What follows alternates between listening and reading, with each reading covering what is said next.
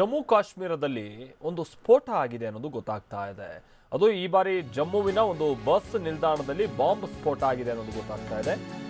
ಸ್ಫೋಟದ ಸ್ಥಳಕ್ಕೆ ಭದ್ರತಾ ಸಿಬ್ಬಂದಿ ಸದ್ಯ ದೌಡಾಯಿಸಿದ್ದಾರೆ. ಸ್ಫೋಟದ ಸ್ಥಳವನ್ನ ಪರಿಶೀಲನೆ ನಡೆಸ್ತಾ ಇದ್ದಾರೆ ಪೊಲೀಸರು ಕೂಡ ಅನ್ನೋದು ಗೊತ್ತಾಗ್ತಾ ಇದೆ. ಬಟ್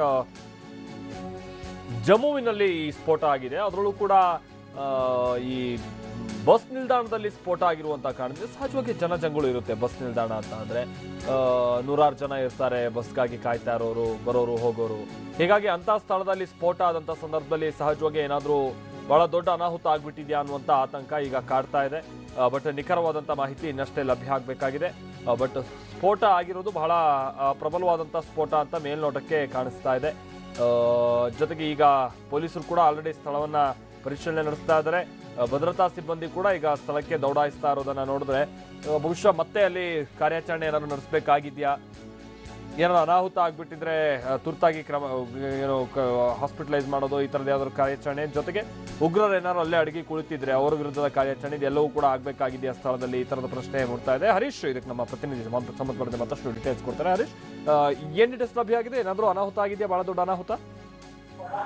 ಈಗ ಅನಾಹುತ ಆಗಿರೋದ್ರ ಬಗ್ಗೆ ಯಾವುದೇ ರೀತಿಯಂತ ಸತ್ಯಕ್ಕೆ ಮಾಹಿತಿ ಸಿಗ್ತಾ ಇಲ್ಲ. ಆದ್ರೆ ಒಂದಂತೂ ಸ್ಪಷ್ಟ ಆಗಿದೆ, ಜಮ್ಮುವಿನ ಮುಖ್ಯ ನಗರದಲ್ಲಿರ್ತಕ್ಕಂಥ ಬಸ್ ಸ್ಟ್ಯಾಂಡ್ ಏನಿದೆ, ಸರ್ಕಾರಿ ಬಸ್ ನಿಲ್ದಾಣ ಏನಿದೆ, ಇಲ್ಲಿ ಒಂದು ಪ್ರಬಲವಾದ ಸ್ಫೋಟ ಆಗಿದೆ ಅಂತಕ್ಕಂಥದ್ದು ಈಗ ಮಾಹಿತಿ ಬರ್ತಾ ಇದೆ. ಸದ್ಯಕ್ಕೆ ಸ್ಫೋಟ ಆಗಿರ್ತಕ್ಕಂಥ ಸ್ಥಳಕ್ಕೆ ಈಗಾಗಲೇ ಅಲ್ಲಿನ ಭದ್ರತಾ ಸಿಬ್ಬಂದಿಗಳು ತೆರಳಿದ್ದಾರೆ.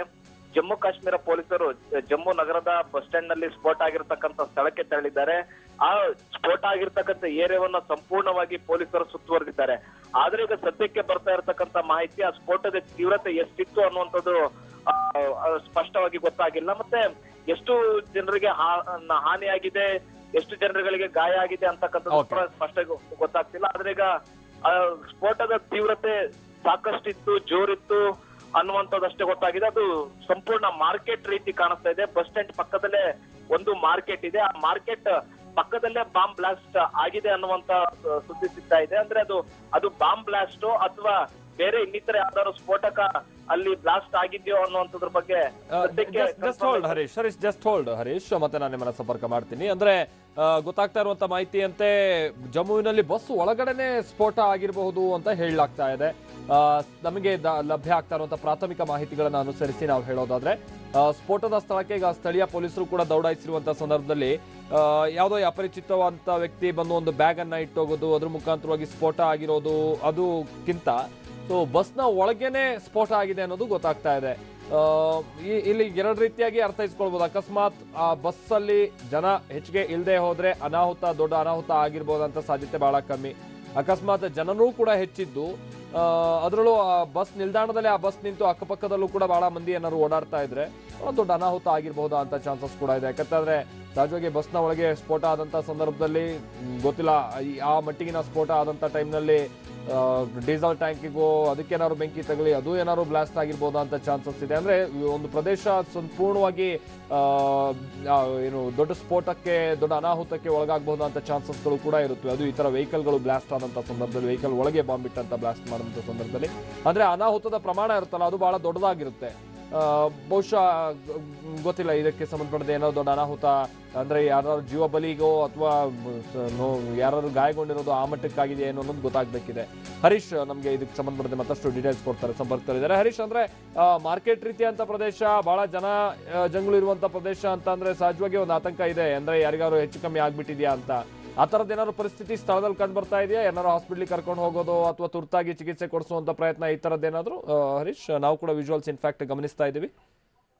ಹೌದು ಮಲ್ತೇಶ್, ವಿಜುವಲ್ಸ್ ಅಲ್ಲಿ ಬರ್ತಾ ಇರೋದನ್ನ ನಾವು ನೋಡ್ತಾ ಇದ್ರೆ ಅಂದ್ರೆ ಯಾರಿಗೂ ಕೂಡ ಹಾನಿ ಆಗಿಲ್ಲ, ಗಾಯಗಳಾಗಿಲ್ಲ ಅಥವಾ ಸ್ಫೋಟದಿಂದ ಯಾರಿಗೆ ಪ್ರಾಣ ಹಾನಿ ಆಗಿಲ್ಲ ಅನ್ನುವಂಥದ್ದು ಸದ್ಯಕ್ಕೆ ನಮಗೆ ಸಿಗ್ತಾ ಇರತಕ್ಕಂತ ಮಾಹಿತಿ.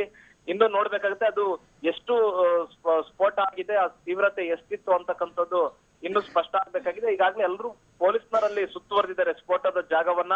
ಆ ಸ್ಫೋಟದ ಜಾಗದ ಪಕ್ಕದಲ್ಲೇ ಮಾರ್ಕೆಟ್ ಕೂಡ ಇರ್ತಕ್ಕಂಥದ್ದು. ಮಾರ್ಕೆಟ್ ನಲ್ಲಿ ಮುಖ್ಯವಾಗಿ ಹಣ್ಣು, ತರಕಾರಿ ಮತ್ತೆ ಇನ್ನಿತರ ಸಾಮಾನುಗಳನ್ನ ಮಾರತಕ್ಕಂತ ಒಂದು ಮಾರ್ಕೆಟ್ ಇದೆ. ಅಂದ್ರೆ ಬಸ್ ಸ್ಟ್ಯಾಂಡ್ ನ ಪಕ್ಕದಲ್ಲೇ ಆ ಮಾರ್ಕೆಟ್ ಇರ್ತಕ್ಕಂಥದ್ದು. ಈಗಾಗಲೇ ಸ್ಫೋಟಗೊಂಡಂತಹ ಸ್ಥಳವನ್ನ ಸಂಪೂರ್ಣವಾಗಿ ಪೊಲೀಸರು ಮಾರ್ಕ್ ಅನ್ನ ಮಾಡಿದ್ದಾರೆ. ಆ ಸ್ಫೋಟದ ತೀವ್ರತೆ ಬಹಳಷ್ಟು ಕಡಿಮೆ ಇತ್ತು ಅಂತ ಅನ್ಸುತ್ತೆ. ಮತ್ತೆ ಗಾಜಿನ ಚೂರುಗಳು ಕೂಡ ಬಿದ್ದಿದೆ. ಅಂದ್ರೆ ಬಸ್ನ ಒಳಗೆ ಅದು ಸ್ಫೋಟಗೊಂಡಿದೆ ಅನ್ನುವಂಥದ್ದು ಈಗ ಸ್ಪಷ್ಟ ಆಗ್ತಿರ್ತಕ್ಕಂಥದ್ದು. ಮುಖ್ಯವಾಗಿ ಗಾಜಿನ ಚೂರುಗಳು ಬಿದ್ದಿರೋದನ್ನ ನಾವು ಗಮನಿಸ್ತಾ ಇದ್ರೆ ಬಸ್ನ ಒಳಗೆ ಸ್ಫೋಟಗೊಂಡಿದೆ. ಆ ಬಸ್ನ ಒಳಗೆ ಸ್ಫೋಟಗೊಂಡಿದ್ದ ತೀವ್ರತೆಗೆ ಗಾಜಿನ ಚೂರುಗಳು ಪುಡಿ ಪುಡಿಯಾಗಿ ಕೆಳಗೆ ಬಿದ್ದಿದೆ ಅನ್ನುವಂಥದ್ದು, ರಸ್ತೆಗೆ ಬಿದ್ದಿದೆ ಅನ್ನುವಂಥದ್ದು ಸ್ಪಷ್ಟ ಆಗ್ತಾ ಇದೆ. ಹಾಗಾಗಿ ಆ ಬಸ್ನ ಒಳಗೆ ಯಾರಿದ್ರು, ಅಥವಾ ಬಸ್ನ ಒಳಗೆ ಸ್ಫೋಟ ಆಗಿದೆಯಾ ಅಥವಾ ಹೊರಗೆ ಏನಾದ್ರೂ ಸ್ಫೋಟ ಆಗಿದೆಯಾ, ಅಥವಾ ಅಂದ್ರೆ ಯಾರಿದನ್ನ ಸ್ಫೋಟವನ್ನ ಮಾಡಿದ್ದಾರೆ, ಅಥವಾ ಬಾಂಬ್ ಏನಾದ್ರೂ ಸ್ಫೋಟ ಆಗಿದೆಯಾ, ಅಥವಾ ಇನ್ನಿತರ ಸ್ಫೋಟಕ ವಸ್ತುಗಳನ್ನ ಬಸ್ನಲ್ಲಿ ತೆಗೆದುಕೊಂಡು ಹೋಗ್ತಾ ಇರ್ಬೇಕಾದ್ರೆ ಸ್ಫೋಟ ಆಗಿದ್ಯಾ ಅಂತಕ್ಕಂಥದ್ರ ಬಗ್ಗೆ ಇನ್ನೂ ಸ್ಪಷ್ಟತೆ ಸಿಕ್ಕಿಲ್ಲ. ಈಗಷ್ಟೇ ಒಂದೊಂದಾಗೆ ಮಾಹಿತಿ ಹೊರಗಡೆ ಬರ್ತಾ ಇದೆ.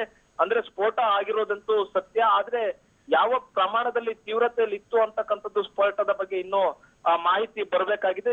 ಸ್ಥಳದಲ್ಲಿ ಈಗಾಗಲೇ ಎಲ್ಲ ಪೊಲೀಸರು ಈಗ ಸುತ್ತುವರೆದಿದ್ದಾರೆ. ಮುಖ್ಯವಾಗಿ ಜಮ್ಮು ಕಾಶ್ಮೀರದಲ್ಲಿ ಸಾಕಷ್ಟು ರೀತಿಯಾದಂತಹ ಬಿಗಿ ಭದ್ರತೆಯನ್ನ ಹಮ್ಮಿಕೊಳ್ಳಲಾಗಿದೆ. ಯಾಕಂದ್ರೆ ಪುಲ್ವಾಮಾ ದಾಳಿಯ ನಂತರ ಸಿಆರ್ಪಿಎಫ್ ಯೋಧರ ಮೇಲೆ ದಾಳಿಯಾದ ನಂತರ ಮುಖ್ಯವಾಗಿ ಜಮ್ಮು ಹಾಗೂ ಕಾಶ್ಮೀರದ ಪ್ರಮುಖ ಸೂಕ್ಷ್ಮ ಸ್ಥಳಗಳೇನಿದೆ ಮತ್ತೆ ಹೆಚ್ಚೆಚ್ಚು ಜನರು ಎಲ್ಲಿ ಸೇರ್ತಾರೆ ಸಾರ್ವಜನಿಕ ಸ್ಥಳಗಳಲ್ಲಿ ಎಲ್ಲಾ ಕಡೆಯೂ ಕೂಡ ಹೆಚ್ಚಿನ ಬಿಗಿ ಭದ್ರತೆಯನ್ನ ಹಮ್ಮಿಕೊಳ್ಳಲಾಗಿತ್ತು. ಎಲ್ಲೂ ಕೂಡ ಅಹಿತಕರ ಘಟನೆಗೆ ಆಗ್ಬಾರ್ದು ಅನ್ನೋ ಸಂಪೂರ್ಣವಾಗಿ ಬಿಗಿ ಭದ್ರತೆಯನ್ನ ಮಾಡ್ಕೊಳ್ಳಲಾಗಿತ್ತು. ಅದ್ರ ಜೊತೆಗೆ ಇಂತಹ ಉಗ್ರರು ಇನ್ನೂ ಕಾಶ್ಮೀರದ ಕಣಿವೆಯಲ್ಲಿ ಇದ್ದಾರೆ, ಅವರು ಇಂಥ ವಿಧ್ವಂಸಕ ಕೃತ್ಯವನ್ನ ಮಾಡ್ತಾರೆ ಅಂತಕ್ಕಂಥದ್ದು ಪದೇ ಪದೇ ಇಂಟೆಲಿಜೆನ್ಸ್ ಇಂದ ಬಹಿರಂಗ ಆಗ್ತಾ ಇತ್ತು. ಹಾಗಾಗಿ ಜಮ್ಮು ಹಾಗೂ ಕಾಶ್ಮೀರ ಎರಡೂ ಪ್ರದೇಶದಲ್ಲೂ ಕೂಡ ಹೈ ಅಲರ್ಟ್ ಅನ್ನ ಘೋಷಣೆ ಮಾಡಲಾಗಿತ್ತು.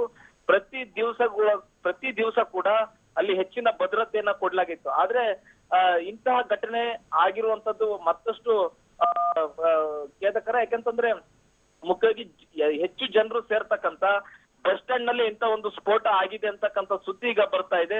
ಆ ಸ್ಫೋಟದ ತೀವ್ರತೆ ಎಷ್ಟಿತ್ತು ಅನ್ನುವಂಥದ್ರ ಬಗ್ಗೆ ಇನ್ನೂ ಸ್ಪಷ್ಟ ಗೊತ್ತಿಲ್ಲ. ಈಗಾಗಲೇ ಸ್ಥಳೀಯರು ಹೆಚ್ಚಿನ ಮಾಹಿತಿಯನ್ನ ಕೂಡ ಕೊಡ್ತಾ ಇರ್ತಕ್ಕಂಥದ್ದು. ಅಂದ್ರೆ ಯಾವುದೇ ರೀತಿಯಂತ ಸಾವು ನೋವು ಈ ಸ್ಫೋಟದಿಂದ ಸಂಭವಿಸಿಲ್ಲ ಅನ್ನುವಂಥದ್ದು ಪ್ರಾಥಮಿಕವಾಗಿ ಸಿಗ್ತಾ ಇರ್ತಕ್ಕಂಥ ಮಾಹಿತಿ. ಆದ್ರೆ ಪೊಲೀಸ್ ಅವರು ಕೂಡ ಇದ್ರ ಬಗ್ಗೆ ಯಾವುದೇ ರೀತಿಯಾದಂತಹ ಮಾಹಿತಿಯನ್ನ ಹೊರಗಾಕಿಲ್ಲ. ಅಂದ್ರೆ ಈ ಬಸ್ ನಲ್ಲಿ ಸ್ಫೋಟ ಆಗಿತ್ತು ಅಥವಾ ಹೊರಗಡೆ ಸ್ಫೋಟ ಆಗಿತ್ತು ಅನ್ನುವಂಥದ್ದು. ಈಗಾಗಲೇ ಸ್ಫೋಟಗೊಂಡಿರ್ತಕ್ಕಂಥ ಜಾಗ ಏನಿದೆ ಅದನ್ನ ಸಂಪೂರ್ಣವಾಗಿ ಪೊಲೀಸ್ ಕವರ್ ಆಗಿರ್ತಕ್ಕಂಥದ್ದು. ಸಾರ್ವಜನಿಕರಿಗೂ ಕೂಡ ಅಲ್ಲಿ ನಿಲ್ಲಿಕ್ಕೆ ಬಿಡುತ್ತೆ. ಯಾಕಂತಂದ್ರೆ ಆ ಸ್ಫೋಟ ಆಗಿರ್ತಕ್ಕಂಥ ಸುತ್ತಮುತ್ತ ಪ್ರದೇಶವನ್ನ ಈಗಾಗಲೇ ಪೊಲೀಸ್ ಅವರು ತಪಾಸಣೆಯನ್ನ ಮಾಡ್ತಿದ್ದಾರೆ. ಆ ಏರಿಯಾದಲ್ಲಿ ಸ್ಫೋಟ ಆಗಿದೆ ಅಂತಂದ್ರೆ ಸುತ್ತಮುತ್ತ ಏರಿಯಾಗಳಲ್ಲಿ ಮತ್ತೇನಾದ್ರೂ ಬೇರೆ ಉಗ್ರರು ಇದ್ದಾರೋ ಅನ್ನುವಂಥದ್ದು, ಮತ್ತೆ ಬೇರೆ ಬೇರೆ ಪ್ರದೇಶಗಳಲ್ಲಿ ಅಲ್ಲಿ ಸುತ್ತಮುತ್ತಲಿನ ಪ್ರದೇಶಗಳಲ್ಲಿ ಸ್ಫೋಟಗಳನ್ನ ಇಟ್ಟಿದ್ದಾರೋ. ಯಾಕಂದ್ರೆ ಅಂಗಡಿ ಮಳಿಗೆಗಳು ಸಾಕಷ್ಟಿವೆ. ಅಂಗಡಿ ಮಳಿಗೆಗಳು ಸಾಕಷ್ಟು ಇರೋದ್ರಿಂದ ಅಲ್ಲಿ ಏನಾದ್ರೂ ಸ್ಫೋಟಕಗಳನ್ನ ಇಟ್ಟಿದ್ದಾರೋ ಅನ್ನುವಂಥದ್ರ ಬಗ್ಗೆ ಈಗ ತಪಾಸಣೆಯನ್ನ ಮಾಡ್ತಿದ್ದಾರೆ. ಆ ಜಮ್ಮುವಿನ ಬಸ್ ಸ್ಟ್ಯಾಂಡ್ ಏನಿದೆ ಆ ಸಂಪೂರ್ಣ ಬಸ್ ಸ್ಟ್ಯಾಂಡ್ ಅನ್ನ ತಪಾಸಣೆಯನ್ನ ಮಾಡ್ತಿದ್ದಾರೆ. ಯಾಕಂತಂದ್ರೆ ಜಮ್ಮು ಅಂತಂದ್ರೆ ಮುಖ್ಯವಾಗಿ ಹೆಚ್ಚಿನ ಪೊಲೀಸರ ನಿಯೋಜನೆಯನ್ನ ಮಾಡಲಾಗಿರುತ್ತೆ. ಅದ್ರ ಜೊತೆಗೆ ಹೆಚ್ಚಿನ ಸೈನಿಕರ ತುಕಡಿಗಳನ್ನು ನೇಮಕವನ್ನ ಮಾಡಲಾಗಿರುತ್ತೆ. ಹಾಗಾಗಿ ಇಡೀ ಜಮ್ಮು ಬಸ್ ಸ್ಟ್ಯಾಂಡ್ ಏನಿದೆ ಸಂಪೂರ್ಣವಾಗಿ ಪೊಲೀಸರು ಹಾಗೂ ಮಿಲಿಟರಿ ಸಂಪೂರ್ಣವಾಗಿ ಕವರ್ ಆಗಿರ್ತಕ್ಕಂಥದ್ದು. ಎಲ್ಲ ಚಿಕ್ಕ ಚಿಕ್ಕ ಅಂಗಡಿಗಳನ್ನು ಕೂಡ ಮತ್ತೆ ಫ್ರೂಟ್ ಅಂಗಡಿಗಳೇನಿದೆ, ಹಣ್ಣುಗಳ ಅಂಗಡಿ ಏನಿದೆ ಆ ಎಲ್ಲಾ ಅಂಗಡಿಗಳನ್ನು ಕೂಡ ಸಂಪೂರ್ಣವಾಗಿ ಸರ್ಚ್ ಮಾಡ್ತಿದ್ದಾರೆ. ಒಂದು ಬ್ಲಾಸ್ಟ್ ಆಗುತ್ತೆ ಜಮ್ಮು ಕಾಶ್ಮೀರ ಪ್ರದೇಶದಲ್ಲಿ ಅಂತಂದ್ರೆ ಅತ್ಯಂತ ಸೂಕ್ಷ್ಮವಾದಂತಹ ವಿಚಾರ. ಹಾಗಾಗಿ ಇಡೀ ಸಂಪೂರ್ಣವಾದಂತಹ ಬಸ್ ಸ್ಟ್ಯಾಂಡ್ ನ ಈಗ ಜಾಲಾಡುತ್ತಾ ಇದ್ದಾರೆ ಪೊಲೀಸರು. ಯಾಕಂತಂದ್ರೆ ಒಂದು ಕಡೆ ಸ್ಫೋಟ ಆಗಿದೆ ಅಂತಂದ್ರೆ ಬೇರೆ ಬೇರೆ ಕಡೆ ಇಂತಹ ಪ್ರದೇಶಗಳಲ್ಲಿ ಸುತ್ತಮುತ್ತಲ ಪ್ರದೇಶಗಳಲ್ಲಿ ಚಟುವಟಿಕೆಗಳಿರಬಹುದು ಅನ್ನುವಂಥದ್ದು, ಬೇರೆ ಬೇರೆ ಕಡೆ ಬಾಂಬ್ಗಳನ್ನ ಇಟ್ಟಿರಬಹುದು ಜನನಿಬಿಡ ಪ್ರದೇಶಗಳಲ್ಲಿ ಅನ್ನುವಂಥದ್ದನ್ನ. ಹಾಗಾಗಿ ಎಲ್ಲಾ ಕಡೆ ಕೂಡ ಚೆಕ್ ಅನ್ನ ಮಾಡ್ತಾ ಇದ್ದಾರೆ. ಇನ್ನಷ್ಟೇ ಮಾಹಿತಿ ಬರ್ಬೇಕಾಗಿದೆ. ಮಾತೇಶ್, ಎಷ್ಟು ಜನರಿಗೆ ಗಾಯ ಆಗಿದೆ, ಆ ಸ್ಫೋಟದ ತೀವ್ರತೆ ಹೇಗಿತ್ತು, ಮತ್ತೆ ಅದ್ರದ ಇಂಟೆನ್ಸಿಟಿ ಹೇಗಿತ್ತು ಸ್ಫೋಟದ ಅನ್ನುವಂಥದ್ದು ಇನ್ನಷ್ಟೇ ಮಾಹಿತಿ ಬರ್ಬೇಕಾಗಿದೆ. ಈಗ ಎಲ್ಲ ಪೊಲೀಸರು ಕೂಡ ಸ್ಥಳಕ್ಕೆ ಜಮಾವಣೆ ಆಗಿದ್ದಾರೆ. ಮುಖ್ಯವಾಗಿ ಆ ಸ್ಫೋಟಗೊಂಡ ಸ್ಥಳ ಏನಿದೆ ಅದನ್ನ ಸಂಪೂರ್ಣವಾಗಿ ಮಾರ್ಕ್ ಮಾಡಲಾಗಿದೆ.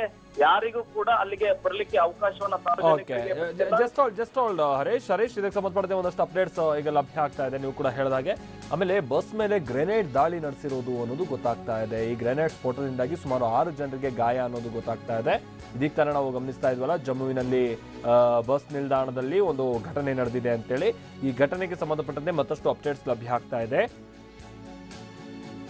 ಒಂದು ಗ್ರೆನೇಡ್ ದಾಳಿಯನ್ನ ಇವರು ಬಸ್ ಮೇಲೆ ನಡೆಸಿದ್ದಾರೆ ಅನ್ನೋದು ಗೊತ್ತಾಗ್ತಾ ಇದೆ. ಇದು ಗ್ರೆನೇಡ್ ಸ್ಫೋಟದಿಂದಾಗಿ ಸಂಭವಿಸಿರುವಂತಹ ಅನಾಹುತ. ಸುಮಾರು 6 ಜನರಿಗೆ ಅಲ್ಲಿ ಸ್ವಲ್ಪ ನಾವು ಗಮನಿಸ್ತಾ ಇದ್ವಿ, ಇಲ್ಲಿ ರಕ್ತಸಿಕ್ತವಾಗಿರುವಂತಹ ಅಲ್ಲಿ ನಾವು ಒಂದಷ್ಟು ಪ್ರದೇಶವನ್ನು ಕೂಡ ನಾವು ಗಮನಿಸ್ತಾ ಇದ್ವಿ. ಅಂದರೆ ಭಾಳಷ್ಟು ಜನರಿಗೆ ಗಾಯ ಆಗಿರುವಂಥ ಚಾನ್ಸಸ್ ಇದೆ ಅಂತ ಮೇಲ್ನೋಟಕ್ಕೆ ಅನಿಸ್ತಾ ಇತ್ತು. ಈಗ ಅದಕ್ಕೆ ಪೂರಕವಾಗಿ 6 ಜನರಿಗೆ ಗಾಯಗಳಾಗಿದೆ ಅನ್ನೋದು ಗೊತ್ತಾಗ್ತಾ ಇದೆ. ಬಟ್ ಅವ್ರ ಸ್ಥಿತಿ ಎಲ್ಲ ಹೇಗಿದೆ ಏನು ಅಂತ ಗೊತ್ತಾಗಬೇಕಿದೆ.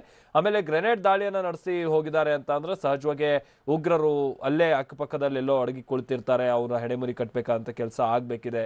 ಬಹುಶಃ ಆ ಕೆಲಸವನ್ನು ಭದ್ರತಾ ಸಿಬ್ಬಂದಿ ಈಗ ಆಲ್ರೆಡಿ ಶುರು ಹಚ್ಕೊಂಡಿದ್ದಾರೆ ಅಂತ ಕಾಣಿಸುತ್ತೆ. ಹೇಳಿ ಕೇಳಿ ಜಮ್ಮು ಕಾಶ್ಮೀರದಲ್ಲಿ ಆಪರೇಷನ್ ಆಲ್ ಔಟ್ ಭಾಳ ದೊಡ್ಡ ಮಟ್ಟದಲ್ಲಿ ನಡೀತಾ ಇದೆ. ಇಲ್ಲೂ ಕೂಡ ನಾವು ಗಮನಿಸ್ತಾ ಇದ್ವಿ. ಬಸ್ನ ಮೇಲೆ ಸ್ಫೋಟ ಆದಂಥ ಸಂದರ್ಭದಲ್ಲಿ ಅಲ್ಲಿ ಚೆಲ್ಲಾಪಿಲ್ಲಿಯಾಗಿ ಬಿದ್ದಿರುವಂಥ ಒಂದಷ್ಟು ವಸ್ತುಗಳನ್ನು, ಆಮೇಲೆ ಗಾಜಿನ ಪುಡಿ ಕೂಡ ಸಂಪೂರ್ಣವಾಗಿ ಆ ಪ್ರದೇಶದಲ್ಲೆಲ್ಲ ಹರಡಿತ್ತು ಅನ್ನೋದು ಗೊತ್ತಾಗ್ತಾ ಇದೆ. ಪ್ರಬಲವಾದಂಥ ಬಹಳ ದೊಡ್ಡ ಮಟ್ಟದ ಸ್ಫೋಟ ಅಲ್ಲದೆ ಹೋದರೂ ಕೂಡ ಹಲವು ಏನು ಅನಾಹುತಕ್ಕೆ ಸಾಧ್ಯ ಆಗಬಹುದಾದಂಥ ಸ್ಫೋಟ ಅದು ಅಷ್ಟು ತೀವ್ರತೆ ಅಂತೂ ಇತ್ತು ಅನ್ನೋದು ಗೊತ್ತಾಗ್ತಾ ಇರುವಂಥ ಮಾಹಿತಿ. ಹರೀಶ್ ನಮ್ಮ ಪ್ರತಿನಿಧಿ ಸಂಬಂಧಪಟ್ಟಂತೆ ಮತ್ತಷ್ಟು ಡೀಟೇಲ್ಸ್ ಕೊಡ್ತಾರೆ. ಹರೀಶ್, ಈಗ ಗೊತ್ತಾಗ್ತಾ ಇರುವ ಮಾಹಿತಿ ಪ್ರಕಾರವಾಗಿ ಬಹುಶಃ ಗ್ರೆನೇಡ್ ದಾಳಿ ಬಸ್ ಮೇಲೆ ಆಗಿರೋದು ಅನ್ನೋದು ಗೊತ್ತಾಗ್ತಾ ಇದೆ. ಹರೀಶ್, ಹಾಗಾದ್ರೆ ಬಹುಶಃ ಈಗ ಸೇನಾ ಕಾರ್ಯಾಚರಣೆನೂ ಕೂಡ ಅಲ್ಲಿ ಸ್ಥಳದಲ್ಲಿ ನಡಿಬೇಕಂತ ಅನಿವಾರ್ಯತೆ ಇದೆ ಅಂತ ಕಾಣಿಸುತ್ತೆ.